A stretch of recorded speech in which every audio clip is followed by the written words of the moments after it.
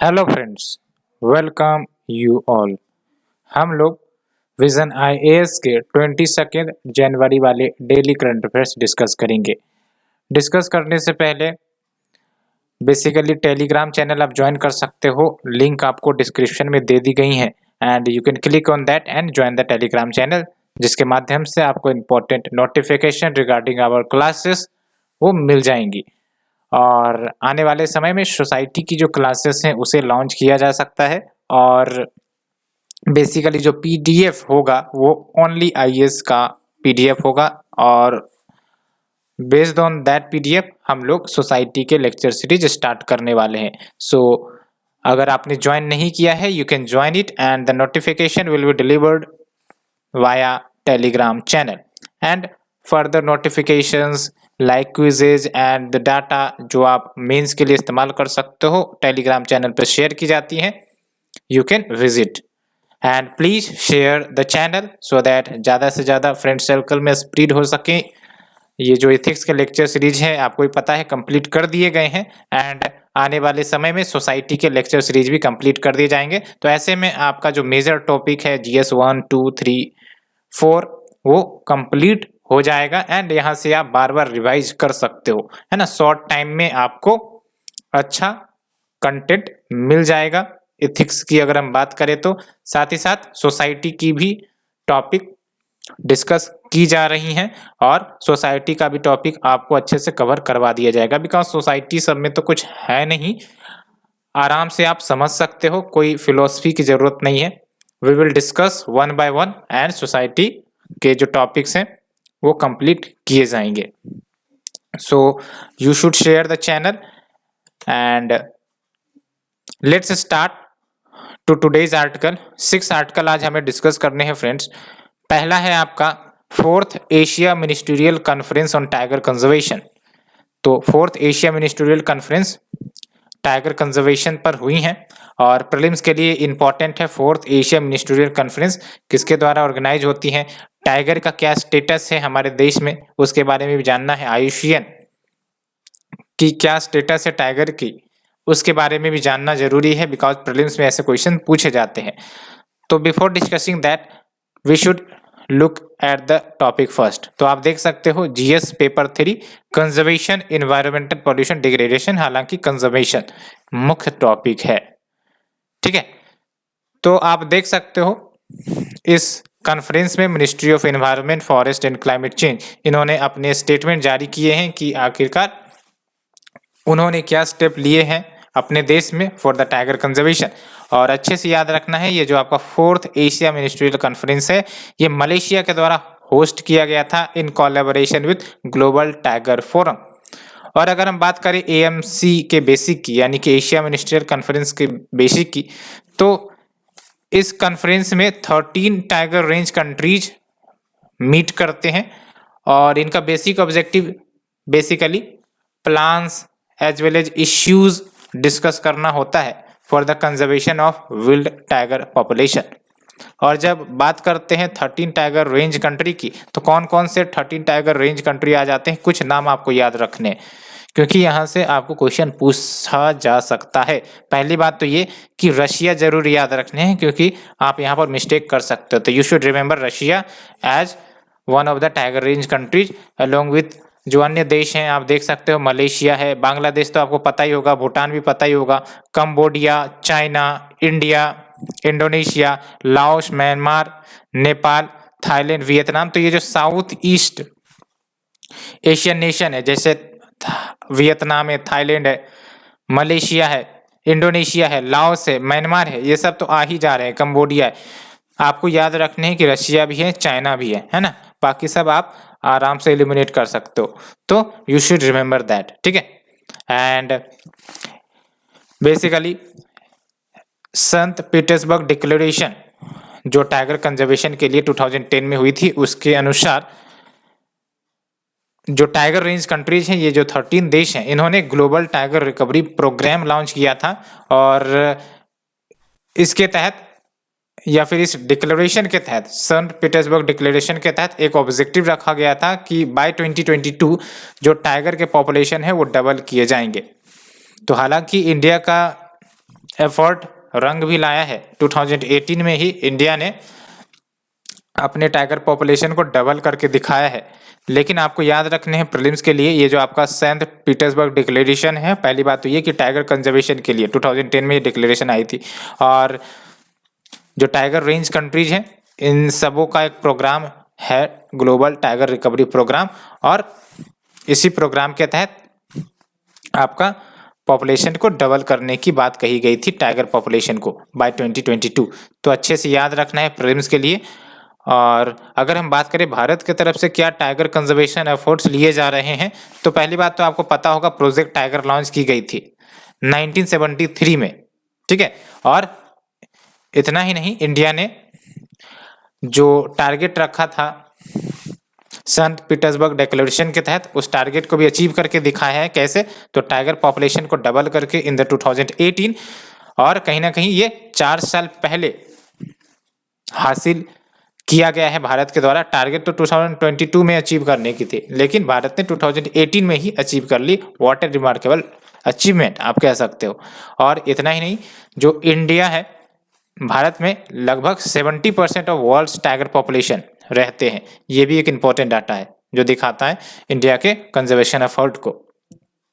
And next is your, India ने conservation assured tiger standard जो parameters है या फिर स्टैंडर्ड मॉनिटरिंग टूल है, उसको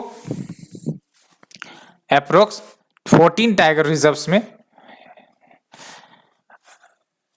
एसोसिएट करवा दिया है। कहने का मतलब यह है कि 14 tiger reserve in India are now under conservation assured tiger standards. और ये बेसिकली जो कंजर्वेशन एज्यूर टाइगर स्टैंडर्ड्स है, ये इंटरनेशनल स्टैंडर्ड्स है, जिसके तहत ये बातें होती हैं कि जो इम्पोर्टेंट इंटरनेशनल लेवल पर स्टैंडर्ड्स अपनाए जाते हैं फॉर द टाइगर कंजर्वेशन, वो भारत में लागू किए जा रहे हैं या नहीं किए जा रहे हैं, वो आपका CATS से ही पता चलता है, CATS एक्रीडेशन। तो 14 टाइगर रिजर्व को CATS एक्रीडेशन मिल चुका है। इसका मतलब इन टाइगर रिजर्व में जो टाइगर मैनेजमेंट है, ठीक है, टाइगर कंजर्वेशन एफर्ट है, वो सही से की जा रही है। अगर सिंपल भाषा में कहे तो आप देख सकते हो, ये जो आपका CATS है, it is a set of criteria जो अलाउ करती है टाइगर साइट्स को टू चेक कि इनके जो मैनेजमेंट है यानी कि टाइगर कंजर्वेशन एफर्ट्स हैं वो सही ऑपरेट हो रहे हैं या नहीं, सक्सेसफुल टाइगर कंजर्वेशन हो रहा है नहीं। And next is your tiger reserves की जो संख्या है, आप देख सकते हो 51 हो गई है, 51 tiger reserve now in India, and approx 18 tiger range states में ये स्प्रेडेड है, ठीक है। तो ये याद रखनी है, not all the states have tiger. दूसरी इंपॉर्टेंट बात ये कि ये जो आपका 51 टाइगर रिजर्व है वो आपके 18 टाइगर रेंज स्टेट्स में स्प्रेडेड है, ठीक है। एंड अगर हम बात करें कंजर्वेशन का क्या सिग्निफिकेंस है, why we are so much focusing on the conservation efforts, और इसका 2-3 पॉइंट में आप आंसर रिमेंबर कर सकते हो। कि पहली बात तो ये कि ये जो सक्सेसफुल मॉडल भारत ने लेकर आया था प्रोजेक्ट टाइगर के लिए, सो दैट टाइगर कंजर्वेशन हो, अब वही model various other wild life conservation के लिए इस्तेमाल की जा रही है। जैसे प्रोजेक्ट लायन आपने सुना होगा, project dolphin, project leopard, snow leopard, है ना। तो because of that success India अन्य वाइल्ड लाइफ कंजर्वेशन के लिए वेरियस प्रोजेक्ट लॉन्च कर रही है। तो एक प्रकार से रोल मॉडल हो गया ना ये। एंड दूसरी इंपॉर्टेंट बात ये है कि जब हम टाइगर को कंजर्व करते हैं तो इसका मतलब not we are only conserving the tiger, but जो फॉरेस्टेड इकोसिस्टम है, हैबिटेट है जिसमें टाइगर्स रहते हैं, उसको भी हम कंजर्व कर रहे हैं।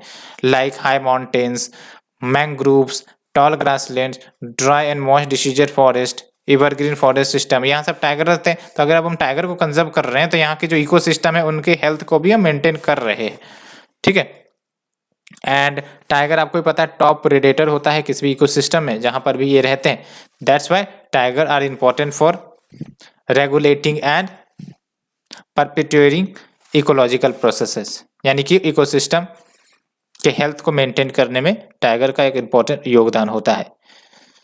एंड प्रीलिम्स के लिए और भी बातें आपको जाननी चाहिए आप फाइंड आउट कर सकते हो कि टाइगर का आयुष्मान स्टेटस क्या है, ठीक है, और कौन से राज्य में टाइगर की मैक्सिमम पॉपुलेशन है। और ये जो आपका हाल फिलहाल में आई थिंक कि इंडिया टाइगर रिपोर्ट आया था, वहां से आप इन सब डाटा को निकाल सकते हो, ठीक है।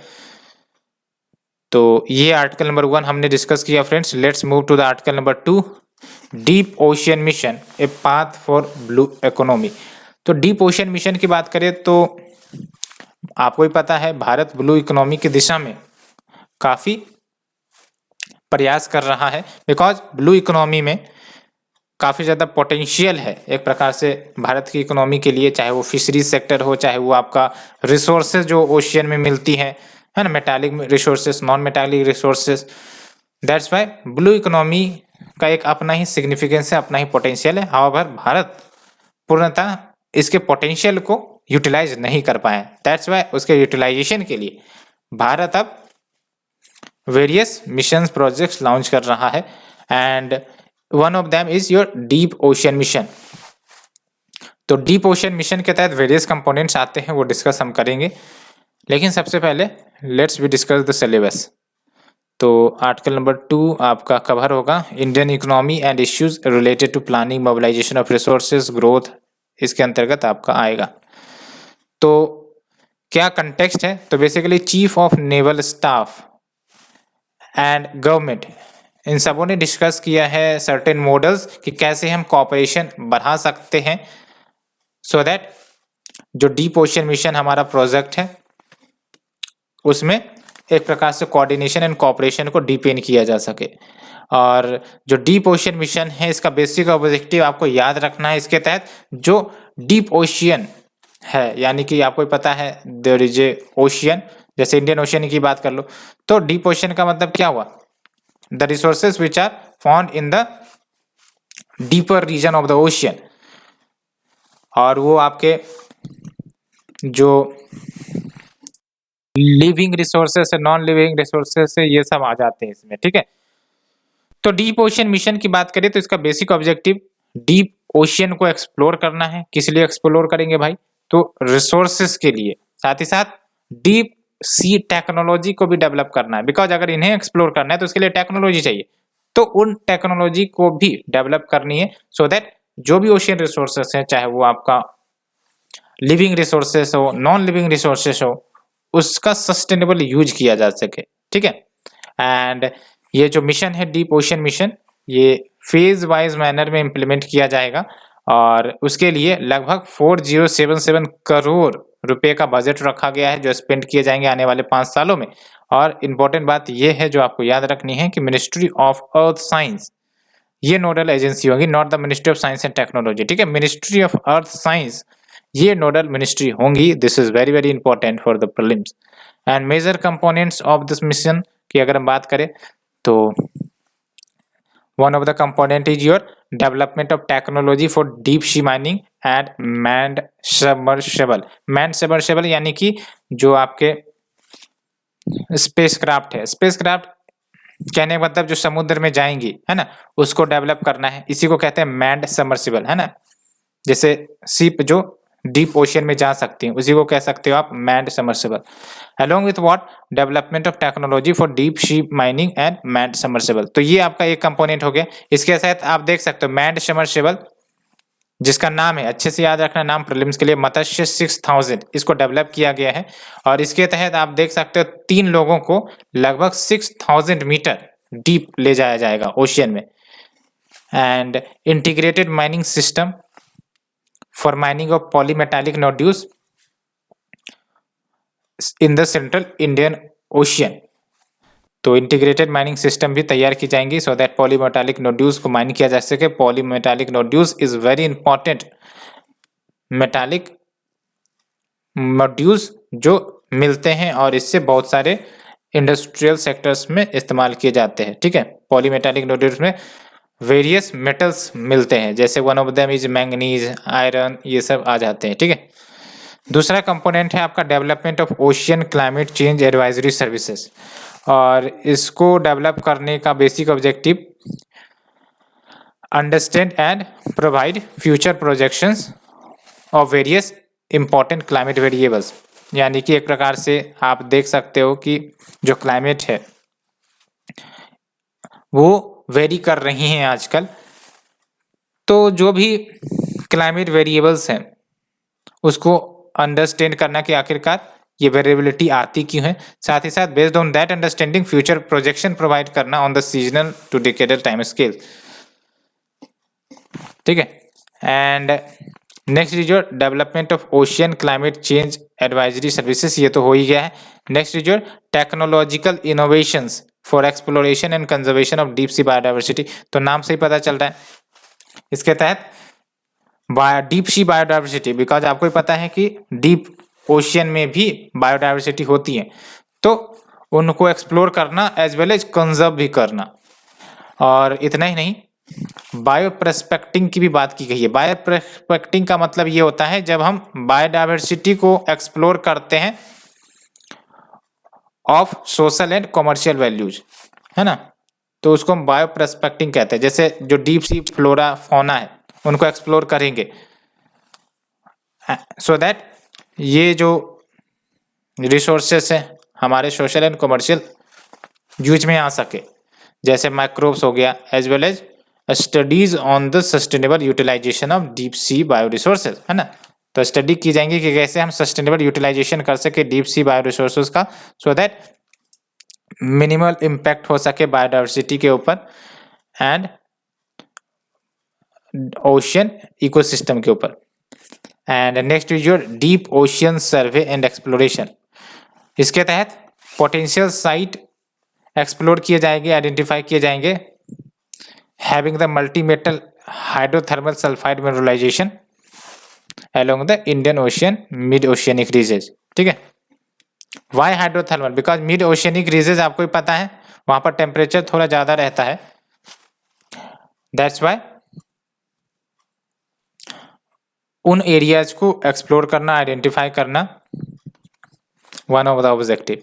Next is your energy and fresh water from the ocean, तो studies and detail engineering design तैयार की जाएंगी so that offshore ocean thermal conversion powered desalination plant establish कर सके, बिकॉज आपको पता है ओशियन की जो वाटर होती है सलाइन होती है, तो कैसे टेक्निक या टेक्नोलॉजी डेवलप किया जाए सो दैट डिसैलिनाइजेशन किया जा सके इन वाटर का। And next is your advanced marine station for ocean biology, और इसके तहत ह्यूमन कैपेसिटी इंटरप्राइजेज डेवलप करना in the ocean biology and engineering. And इसके तहत जो रिसर्च है, जो भी रिसर्च की जाएंगे उसको इंडस्ट्रियल एप्लीकेशन में लाना एंड प्रोडक्ट डेवलपमेंट करना।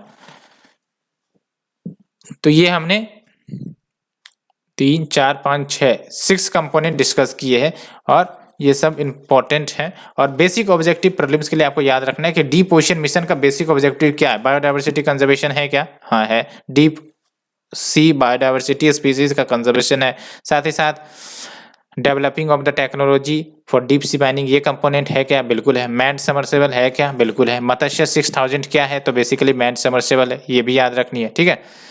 एंड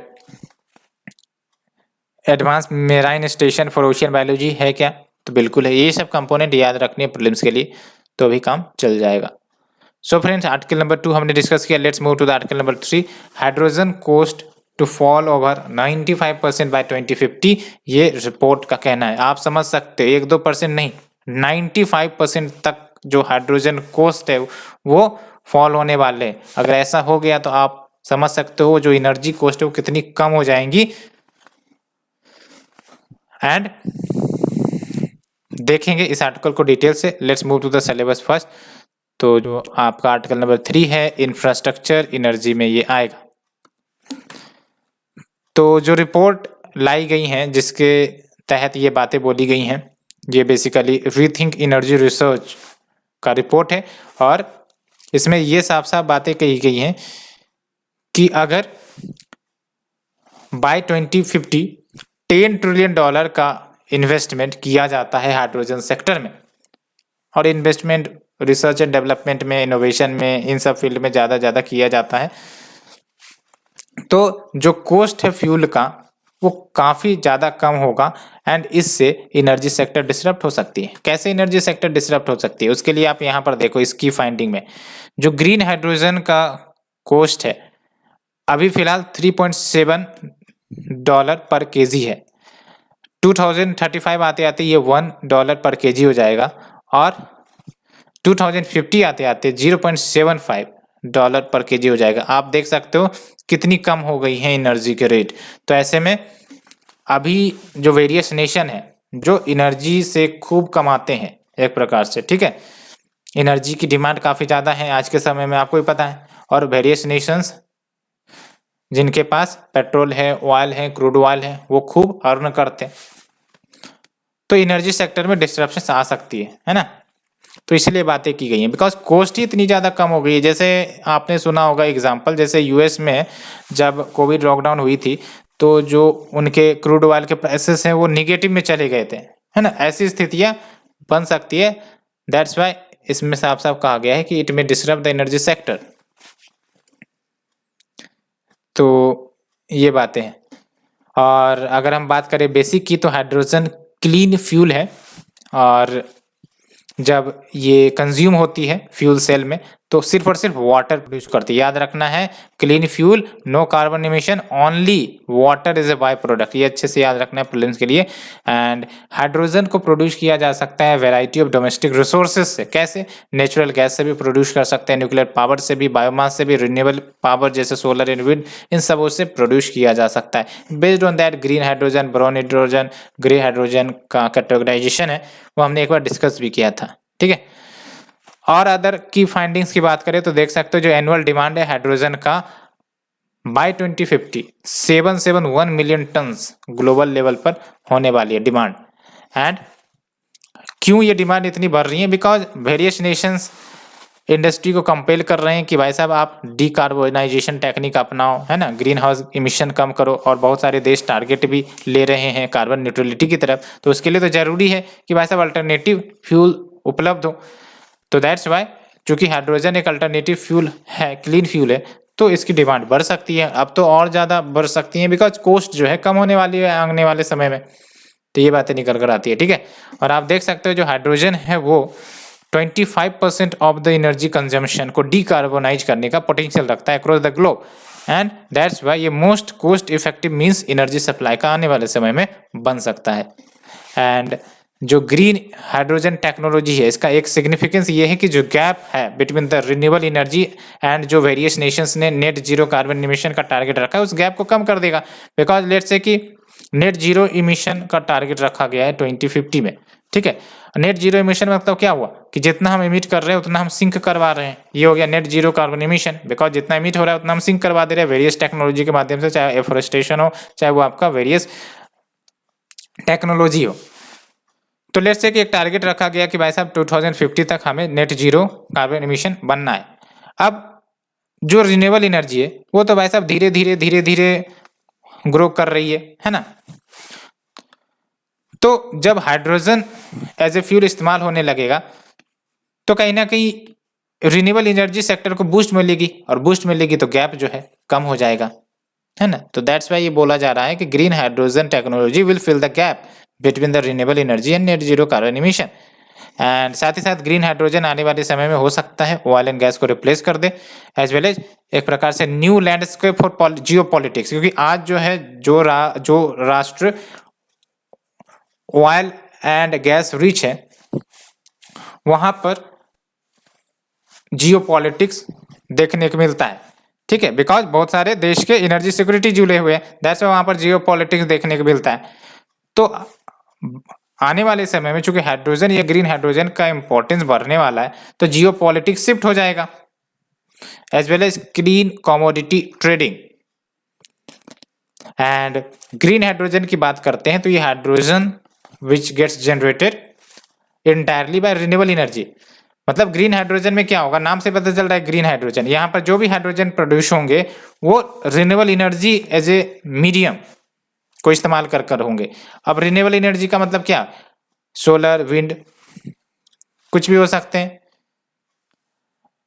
और आपको पता है हाइड्रोजन कैसे प्रोड्यूस होता है, इलेक्ट्रोलाइसिस के माध्यम से। इलेक्ट्रोलाइसिस जब करना है तो फिर एनर्जी की जरूरत पड़ेगी। अब एनर्जी जो है रिन्यूएबल सोर्सेज से, नॉन रिन्यूएबल सोर्सेज से प्रोवाइड किए जा सकते हैं, और अगर रिन्यूएबल सोर्सेज से प्रोवाइड किए जा रहे हैं तो वो ग्रीन हाइड्रोजन कहलाएगा आपका। ठीक है, तो ये बातें याद रखनी है आपको। और बाकी हाइड्रोजन एनर्जी इकोसिस्टम में देख सकते हो क्या क्या कंपोनेंट होते हैं, प्रोडक्शन होता है, स्टोरेज करना होता है, ट्रांसपोर्टेशन, यूज। तो यूज कहाँ पर होगा, फ्यूल सेल व्हीकल्स में होगा, हाइब्रिड व्हीकल्स में यूज हो सकते हैं, पावर जनरेशन के लिए यूज हो सकते हैं, इंडस्ट्रीज के लिए यूज हो सकते हैं, फर्टिलाइजर इंडस्ट्रीज के लिए यूज हो सकते हैं। वेरियस इंडस्ट्रीज जहाँ पर एनर्जी की दरकार है वहाँ पर ये यूज होंगे, तो वेरियस यूजेज है। अब भारत में आपको पता है कि एनटीपीसी या फिर जो भी है थर्मल पावर प्लांट्स, उनसे हम लोग ज़्यादा प्रोड्यूस करते हैं। तो आने वाले समय में अगर हाइड्रोजन से एनर्जी प्रोड्यूस होती है तो आप समझ सकते हो ग्रीन हाउस गैस इमिशन कम हो सकते हैं, है ना। और इंडिया ने तो 2070 को टारगेट भी रखा है कार्बन न्यूट्रल बनने का। अभी जो ग्लासगो समिट हुई थी COP26 ग्लासगो में, उसमें बहुत सारे पंचामृत टारगेट रखे थे, वो प्रीलिम्स के लिए काफ़ी ज़्यादा इंपॉर्टेंट है। You should remember and you should know that. So friends, ये आर्टिकल हमने डिस्कस किया। Let's move to the next article. Parliamentary standing committee on home affairs echoes 2017 hate speech proposal by law commission. Basically जो parliamentary standing committee है on the home affairs, इन्होंने 2017 hate speech proposal जो law commission ने दिए थे उसी को implement करने की बात कही है। कहने का मतलब ये। तो अगर हम बात करें सिलेबस की तो आप देख सकते हो where is the syllabus. Role of external state non state actors in creating the challenges to internal security. तो hate speech is one of the challenges जो इंटरनल सिक्योरिटी को थ्रेटन करती है। तो यहाँ से आप लिंक कर सकते हो। तो बेसिकली ये जो रिक्वेस्ट है कि जो लॉ कमीशन के प्रपोजल थे 2017 वाले, उसको इम्प्लीमेंट किया जाए। और ये जो रिक्वेस्ट है फॉरवर्ड की गई है by the chairman of the parliamentary standing committee. और ये कैसे अपनाई जाएंगी, तो इंडियन पिनल कोड CRPC में अमेंड करके, सो दैट हेट स्पीच को टैकल किया जा सके। हेट स्पीच का मतलब क्या होता है? हेट स्पीच का मतलब वैसे स्पीच हम डिस्कस करेंगे जिसके माध्यम से इनेमिटी, डिसहार्मोनी फैलाया जाता है among the religion, caste, ethnicity, है ना। एंड जो लॉ कमीशन है which was headed by justice BS Chauhan, इन्होंने रिकमेंडेशन दिया था हेट स्पीच के बारे में कि कैसे इस इश्यू से डील करनी है इन इट्स 267th रिपोर्ट 2017 में। और यही रिकमेंडेशन को लागू करने के बाद पार्लियामेंट्री स्टैंडिंग कमेटी ने अभी फिलहाल बोला है। तो क्या की रिकमेंडेशन थी, ये मेंस के लिए काफी ज्यादा इंपॉर्टेंट है, बिकॉज लॉ कमीशन की रिपोर्ट के जो भी रिकमेंडेशन आते हैं वो मेंस के लिए इंपॉर्टेंट हो जाते हैं। जैसे हेट स्पीच का टॉपिक आया तो आपको सजेशन बताने हैं कि भाई साहब क्या इनिशिएटिव, क्या स्टेप ले, तो वहां पर आप यही सब रिकमेंडेशन लिख दोगे, हो गया आपका आंसर कंप्लीट। तो आपका टॉपिक भी खत्म और आपका आंसर भी तैयार। दैट्स वाई इन रिपोर्ट की अहमियत होती है, बिकॉज ये एक्सपर्ट्स के द्वारा तैयार किए जाते हैं। की रिकमेंडेशन की बात करें तो देख सकते हो, पहली बात तो आपको पता होगी कि कोई भी स्पेसिफिक लीगल डेफिनेशन है ही नहीं हेट स्पीच का किसी भी एक्ट में, किसी भी प्रोविजन में।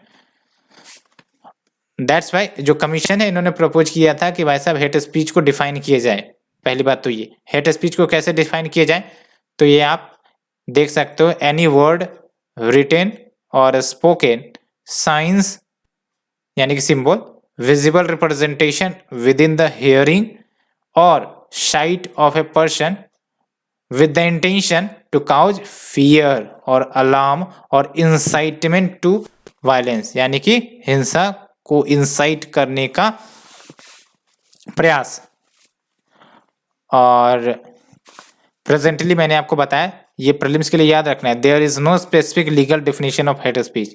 और क्या रिकमेंडेशन दिए गए हैं, तो एक तो ये बोला गया है new section that is section 153C in IPC, उसको ऐड किया जाए सो दैट जो इंसाइटमेंट टू हेटेड है उसको प्रोहिबिट किया जा सके। साथ ही साथ सेक्शन 505A को इंसर्ट किया जाए जिसके तहत फियर फैलाने का जो प्रयास करता है, अलार्म या फिर प्रोवोकेशन ऑफ वायलेंस करने का प्रयास करता है, उसको भी रोका जा सके। And next recommendation is jail term हो 1 से 2 सालों के लिए एंड 5,000 रुपये का फाइन भी हो, और ये प्रपोज की गई थी हेट स्पीच ऑफेंसेस के लिए, ठीक है। एंड ये प्रीलिम्स के लिए याद रखना है आपको, विश्वनाथन कमेटी रिपोर्ट 2019 एंड जो वेज वारूह कमेटी 2014, इन सबों ने सिमिलर चेंजेस प्रपोज किए थे ऑन द सिमिलर लाइन। तो अगर पूछा जाए विश्वनाथन कमेटी रिपोर्ट, वेजुवरा कमेटी, ये सब किससे एसोसिएटेड है, तो हेट स्पीच से रिलेटेड है, ठीक है। ये याद रखनी है प्रीलिम्स के लिए। Let's move to the next article friends. Workshop held on indigenous knowledge and health care. अच्छा, उससे पहले मैंने ये डिस्कस ही नहीं किया, प्रेजेंट प्रोविजंस क्या है to deal with the hate speech. तो अभी हमारे पास क्या प्रोविजंस है लॉ में जो हेट स्पीच को डील करती है। तो पहली बात तो section 153A and section 153B of the IPC, इसके तहत पनिशमेंट की बात की जाती है फॉर द एक्ट्स जिसके कारण enmity and hatred between two groups, चाहे रिलीजन चाहे वो कास्ट के बीच अगर फैलाने का प्रयास करता है तो वो पनिशेबल है। नेक्स्ट इज जो section 295A of the IPC, and ये बेसिकली उन एक्ट्स को पनिश करने की बात करता है जो डेलिबरेटली या फिर मलेशियस इंटेंशन के साथ रिलीजियस फीलिंग्स को हर्ट करने का प्रयास करता है of certain class of person, तो ये भी आपका पनिशमेंट या पनिशेबल एक्ट होता है। नेक्स्ट इज जो section 505 clause 1 and section 505 clause 2 of the IPC, इसके तहत पब्लिकेशन सर्कुलेशन ऑफ कंटेंट जिसके कारण इल विल या फिर हेटेड फैल सकता है बिटवीन डिफरेंट ग्रुप, वो भी एक ऑफेंस ही है। नेक्स्ट इज जो section 8 of the representation of people act 1951, ये प्रीलिम्स के लिए याद रखनी है, ठीक है। इसके तहत कोई व्यक्ति जो कन्विक्टेड है for the illegal use of the freedom of speech, तो उनको इलेक्शन कंटेस्ट करने नहीं दिया जाएगा। यानी कि कोई व्यक्ति जो पूरा कन्विक्टेड है, कन्विक्टेड मतलब उन पर चार्ज एंड उनको सजा मिली हुई है for what, illegal use of freedom of speech, तो वो इलेक्शन नहीं कंटेस्ट कर सकते। तो ये प्रीलिम्स के लिए इंपॉर्टेंट है। सो फ्रेंड्स, ये डिस्कस किया। Let's move to the next article. Workshop held on indigenous knowledge and health care the way forward, इसको डिस्कस करेंगे, लेकिन सबसे पहली बात अब सिलेबस की तरफ। तो सिलेबस की बात करें तो देख सकते हो जो आपका आर्टिकल नंबर 5 है, issues related to development and management of social sector या सर्विसेज रिलेटेड टू हेल्थ।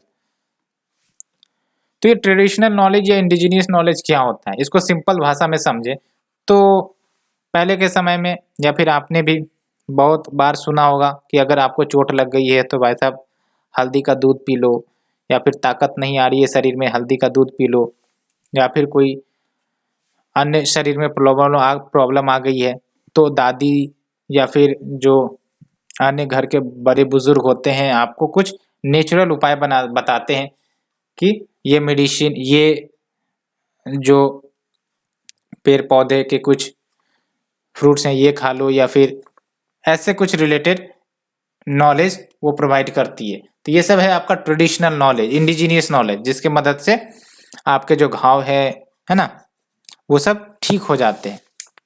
तो इसी को कहते हैं इंडिजीनियस नॉलेज या ट्रेडिशनल नॉलेज।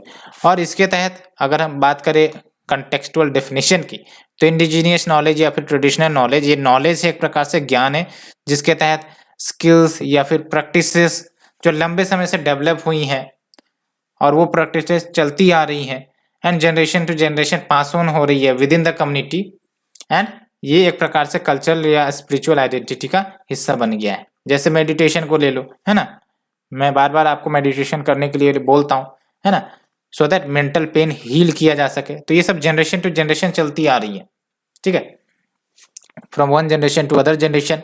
तो ये सब एक प्रकार से ट्रेडिशनल नॉलेज है। उसी प्रकार से अगर कोई फिजिकल इश्यू आ गई, शारीरिक इश्यू आ गई, तो बहुत सारे उपाय ट्रेडिशनल नॉलेज के तरफ से मिल सकते हैं जो आपके उन फिजिकल प्रॉब्लम्स को ठीक करवाया जा सकता है without taking the chemical medicine, ठीक है। और अगर हम बात करें भारत की, तो भारत के पास जो इतने सारे ट्राइब्स हैं, इनके पास काफ़ी ज़्यादा नॉलेज होता है, ट्रेडिशनल नॉलेज होता है कि अगर कोई डिजीज आ गई या फिर कोई फिजिकल प्रॉब्लम्स आ गई शरीर में, तो ट्रेडिशनल नॉलेज के माध्यम से वो इन सारी प्रॉब्लम्स को सॉल्व कर पाते हैं। दैट्स वाई अब उनके पास तो जो मॉडर्न डॉक्टर है वो तो है नहीं, तो ट्राइबल्स को अगर कोई प्रॉब्लम होती होंगी, है ना, कोई चोट लगता होगा, कुछ लगता होगा, तो फिर वो ट्रेडिशनल नॉलेज के माध्यम से अपने प्रॉब्लम को हील कर पाते हैं। तो उन्हीं को तो ट्रेडिशनल नॉलेज कहते हैं एक प्रकार से। और India has rich tribal knowledge base with indigenous and tribal people जो फॉरेस्ट प्लांट्स वाइल्ड लाइफ के एसोसिएशन या फिर उनसे मेलजुल में रहते हैं और फूड, मेडिसिन, फॉरेस्ट मटेरियल सब प्राप्त करते हैं। एंड जो यूज है इंडिजीनियस नॉलेज का, so that primary health care needs के मीट को पूरा कर सके, यानी कि ज़रूरत को पूरा कर सके। ये आपका 1978 से शुरू होता है, जब वर्ल्ड हेल्थ असेंबली ने अनाउंस किया था कि भाई साहब ट्रेडिशनल मेडिसिन का इस्तेमाल यूज किया जा सकता है प्राइमरी हेल्थ केयर में, और अर्ज भी किया था मेंबर स्टेट से कि आप सब भी ट्रेडिशनल मेडिसिनल प्रैक्टिसेस को प्रमोट करो अपने देश में for the primary health care. तो यहाँ से फिर ट्रेडिशनल नॉलेज पर फोकस बढ़ने लगी बहुत सारे देशों को इंक्लूडिंग इंडिया। लेकिन सर्टेन इश्यूज जो ट्रेडिशनल नॉलेज को लेकर है, पहली बात तो ये कि ट्रेडिशनल नॉलेज धीरे धीरे डिक्लाइन हो रही है, बिकॉज नए जो जनरेशन है वो अब ट्राइबल कल्चर से मूव ऑन हो रहे हैं, अपने जो प्रीवियस दादी या फिर ये जो बड़े बुजुर्ग के नॉलेज है उनको प्रायोरिटी ना देकर अल्टीमेटली जो आज के जो साइंटिफिक हेल्थ केयर सिस्टम है उन पर ज़्यादा भरोसा बन रहा है। ये भी एक बात है, ठीक है। तो decline in traditional knowledge as new generation move away from the tribal cultures and habitats and protection of intellectual property rights on the traditional knowledge. Steps क्या ली गई हैं गवर्नमेंट की तरफ से इन दिस रिगार्ड? तो पहली बात तो ट्रेडिशनल नॉलेज डिजिटल लाइब्रेरी, और ये डिजिटल लाइब्रेरी CSIR का इनिशिएटिव है इन एसोसिएशन विद आयुष, और इसका बेसिक ऑब्जेक्टिव यही है कि जो भी ट्रेडिशनल नॉलेज है इंडियन हर्बल मेडिसिनल ड्रग्स के, उन नॉलेज को प्रिजर्व करके रखा जाए। And next is your biological diversity act 2002, जिसको इनेक्ट किया गया था for preservation maintenance of traditional knowledge along with equitable sharing of benefit, जो ट्रेडिशनल नॉलेज के यूज से आती हैं विद द कम्युनिटीज, है ना, बिकॉज कम्युनिटीज के पास ट्रेडिशनल नॉलेज है, अब इनसे नॉलेज हम लेके बेनिफिट कर रहे हैं और इनको शेयर नहीं कर रहे थे, तो फिर इक्वलिटी के खिलाफ है। तो ये बातें हो गई। सो फ्रेंड्स, इसे डिस्कस करने के बाद let's move to the next one, India's electric vehicle transition and the role of finance. तो इंडिया इलेक्ट्रिक व्हीकल की तरफ आगे तो बढ़ रहा है, लेकिन उसके लिए फाइनेंस का भी एक रोल है ना, because without proper finance investment नहीं आती एंड कैपिटल नहीं मिल पाती, तो जो स्टार्टअप्स है वो सब कहीं ना कहीं फैसिलिटेट नहीं हो पाते फॉर मैन्युफैक्चरिंग ऑफ EV, है ना, फॉर रिसर्च एंड डेवलपमेंट। तो ये सब कुछ इशू निकल कर आती है।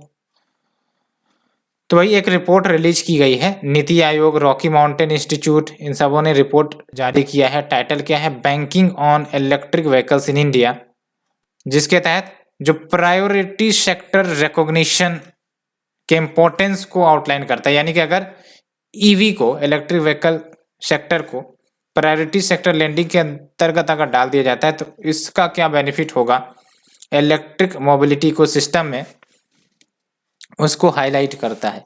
ठीक है, तो सिलेबस की बात करें तो आप देख सकते हो आर्टिकल नंबर 6, और आर्टिकल नंबर 6 में आपका इसमें ही आ जाएगा, कंजर्वेशन में ही आ जाता है, इन्वायरमेंटल पोल्यूशन में ही आ जाता है। तो देख सकते हो क्या सिग्निफिकेंस होगा, इसमें बात की गई है इंक्लूजन ऑफ EV, यानी कि अगर आप प्रायोरिटी सेक्टर लेंडिंग आपको ही पता है ना कि इसके अंदर जो सेक्टर आ जाएंगे बैंकों को लोन देना मस्ट होगा, और वो डिपेंड करता है कि RBI ने कौन से सेक्टर के लिए कितना परसेंटेज एलोकेट किया। टोटल तो 40% होता है, लेकिन इंटरनल डिस्ट्रीब्यूशन होता है, जैसे एग्रीकल्चर के लिए आई थिंक कि 8% है ना, ऐसे करके। तो inclusion of electric vehicle sector in priority sector lending, तो इससे बेनिफिट क्या होगा कि जो बैंकिंग है या फिर बैंकिंग सेक्टर है वो उनको लोन या इंटरेस्ट देने पर मजबूर होंगे, और अल्टीमेटली जब इन्हें लोन मिलेगा तो जो नेसेसरी कैपिटल इन्हें चाहिए इलेक्ट्रिक व्हीकल सेक्टर को, वो मिल जाएंगे और ऐसे में मैन्युफैक्चरिंग बूस्ट हो सकती है, रिसर्च एंड डेवलपमेंट बूस्ट हो सकते हैं, तो ईवी सेक्टर और ज़्यादा स्ट्रेंथन होंगी। एंड देख सकते हो अगर हम बात करें प्रायोरिटी सेक्टर लैंडिंग की, तो आरबीआई ने इंट्रोड्यूस किया था पीएसएल गाइडलाइंस को 1972 में, सो दैट फाइनेंशियल एसेस को एक्सपेंड किया जा सके। किन के लिए? वल्नरेबल सेक्शन के लिए, जिनको लोन आसानी से नहीं मिल पाती। कैसे? तो बेसिकली क्रेडिट अवेलेबल करवा के, इसके तहत प्रायोरिटी सेक्टर आइडेंटिफाई किए जाते हैं और उनको लोन देना बैंकों को मस्ट होता है। और इससे बेनिफिट क्या होती है? एम्प्लॉयमेंट मिल सकती है, पॉवर्टी एलिवेशन की पोटेंशियल रखता है, ये सब कुछ सिग्निफिकेंस है ना। और करंट प्रायोरिटी सेक्टर के अंतर्गत कौन कौन से हैं? तो आप देख सकते हैं एग्रीकल्चर, ये प्रीलिम से बार बार क्वेश्चन पूछा जाता है, फेवरेट टॉपिक है यूपीएससी का।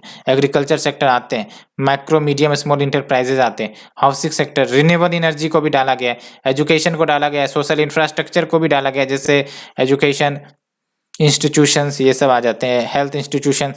एक्सपोर्ट क्रेडिट भी आपका पीएसएल में है, self help group and startups, weaker sections of society, ये भी इसके अंतर्गत आते हैं। तो इन सबको 40% जो कोटा है पीएसएल के लिए एलोकेट किया जाता है, बैंकों को देना होता है, एंड इंटरनल डिस्ट्रीब्यूशन वेरी करती है। और जो पोटेंशियल है प्रायोरिटी सेक्टर लेंडिंग की to scale the electric vehicle finance, तो क्या पोटेंशियल रखता है प्रायोरिटी सेक्टर लेंडिंग की? अगर ईवी को पीएसएल के अंतर्गत डाल देते तो क्या सचमुच में जो इलेक्ट्रिक व्हीकल के लिए फाइनेंस है वो मजबूत होंगी? तो मजबूत हो सकती है। कैसे? क्योंकि जब हम इंक्लूजन करेंगे तो डायरेक्टली बैंक को लोन देना ही पड़ेगा, तो लैंडिंग जो है इनहांस हो जाएंगी ईवी सेक्टर के लिए as a part of priority sector target. साथ ही साथ जो इम्पोर्टेंस है इलेक्ट्रिक व्हीकल का, उसकी अहमियत को भी एक प्रकार से जाना जाएगा जब इसे प्रायोरिटी सेक्टर लैंडिंग में डाला जाएगा। एंड तीसरा, inclusion for retail lending to EV, यानी कि इलेक्ट्रिक व्हीकल्स के लिए रिटेल लेंडिंग जब अलाउ की जाएंगी तो पोटेंशियल है कि जो इन्वेस्टर्स के कॉन्फिडेंस बूस्ट होंगे, तो एक प्रकार से मार्केट में सिग्नल जाएगा कि भाई साहब हम लोग ईवी सेक्टर के लिए कमिटेड हैं, दैट्स वाई आप आओ इन्वेस्ट करो। तो ये फ्रेंड्स हमने आज की आर्टिकल डिस्कस की, होप आप लोगों को पसंद आई होगी। एंड अगर पसंद आ रही है प्लीज़ लाइक शेयर सब्सक्राइब जरूर करें। Thank you friend, thank you very much for the discussion.